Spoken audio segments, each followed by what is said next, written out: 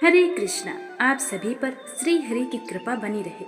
जो भक्त एकादशी का व्रत रखते हैं, हरि नाम का स्मरण करते हैं, उन्हें संतान सुख का आशीर्वाद प्राप्त होता है और जीवन के कष्ट धीरे धीरे दूर हो जाते हैं। राधे राधे फ्रेंड्स, आप सभी श्रद्धालु भक्तों को पौष पुत्रदा एकादशी की बहुत बहुत शुभकामनाएं। पुत्रदा एकादशी का व्रत विशेष रूप से संतान प्राप्ति, संतान की लंबी आयु, स्वास्थ्य और उसके उज्जवल भविष्य के लिए किया जाता है। यह व्रत न केवल संतान सुख देता है, बल्कि संतान के जीवन में आने वाली बाधाओं को भी दूर करता है और घर परिवार में सुख शांति बनाए रखता है।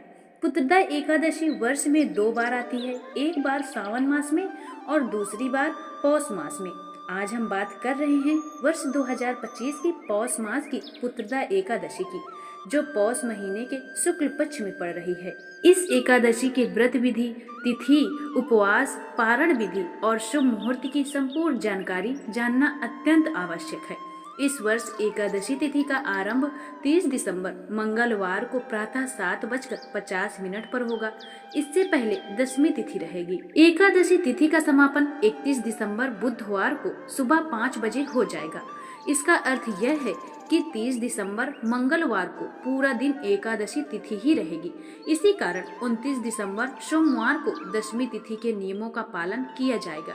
हिंदू पंचांग के अनुसार 30 दिसंबर मंगलवार को पौष पुत्रदा एकादशी का व्रत रखा जाएगा, जिसमें सभी गृहस्थ भक्त उपवास कर सकते हैं। वहीं 31 दिसंबर बुधवार को वैष्णव पुत्रदा एकादशी मानी जाएगी और वैष्णव भक्त इस दिन उपवास रखेंगे। जब एकादशी तिथि 2 दिनों तक रहती है, तब यह ध्यान रखना बहुत जरूरी होता है कि उपवास 24 घंटे से अधिक ना हो। यदि उपवास की अवधि 24 घंटे से अधिक हो जाती है, तो ऐसे में द्वितीय एकादशी यानी वैष्णव एकादशी पर व्रत रखने की सलाह दी जाती है।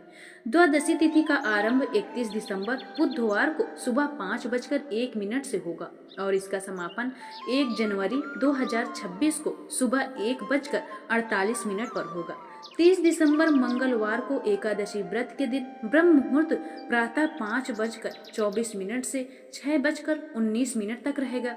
सूर्योदय सुबह 7:13 पर होगा और सूर्यास्त शाम 5:34 पर होगा। प्रातः काल पूजा का समय रहेगा सुबह 5:51 से लेकर 7:13 तक उत्तम रहेगा। वही सायंकालीन पूजा का मुहूर्त रहेगा शाम 5:34 से लेकर 6:56 तक। इस दिन सिद्ध योग और साध्य योग का दुर्लभ संयोग भी बन रहा है। सिद्ध योग 30 दिसंबर की सुबह 4:31 से प्रारंभ होकर 31 दिसंबर की देर रात 1:02 तक रहेगा। इसके बाद साध्य योग आरंभ हो जाएगा। ये दोनों योग पूजा पाठ और मनोकामना पूर्ति के लिए अत्यंत शुभ माने जाते हैं। जिन दंपति के पुत्र की प्राप्ति न हो रही हो, इस समय वो जरूर मनोकामना अपनी पूर्ण कर सकते हैं।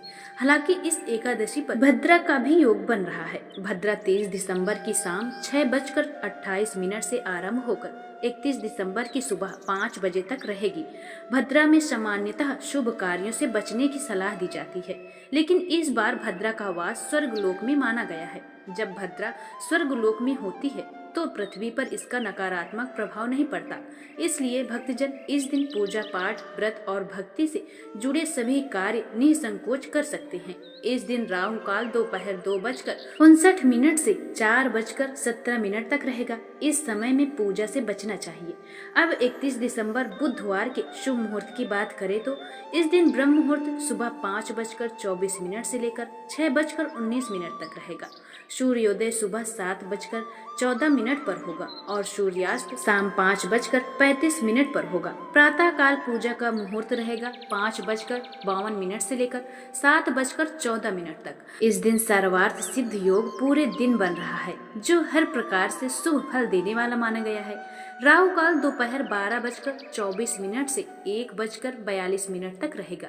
हरिवासर का समापन 31 दिसंबर 2025 को सुबह 10:12 पर होगा। अब बात करते हैं व्रत पारण यानी व्रत खोलने के शुभ समय की। पौष पुत्रदा एकादशी का पारण 31 दिसंबर बुधवार को सुबह 1:33 से 3:40 के बीच में किया जा सकता है। इस बात का विशेष ध्यान रखें कि पारण हमेशा शुभ मुहूर्त के भीतर ही करें, क्योंकि इसके बाद त्रयोदशी तिथि आरंभ हो जाएगी। यही थी पौष पुत्रदा एकादशी से जुड़ी संपूर्ण जानकारी। यदि यह जानकारी आपको उपयोगी लगी हो तो इसे दूसरों तक अवश्य पहुंचाएं और इस पावन दिन पर हमारे चैनल पर पुत्रदा एकादशी की कथा भी श्रद्धा भाव से अवश्य सुने। अगर चैनल में पहली बार आए हैं तो चैनल को सब्सक्राइब करके, वीडियो को लाइक करके, कमेंट में जय श्री कृष्णा अवश्य लिखें। राधे कृष्णा।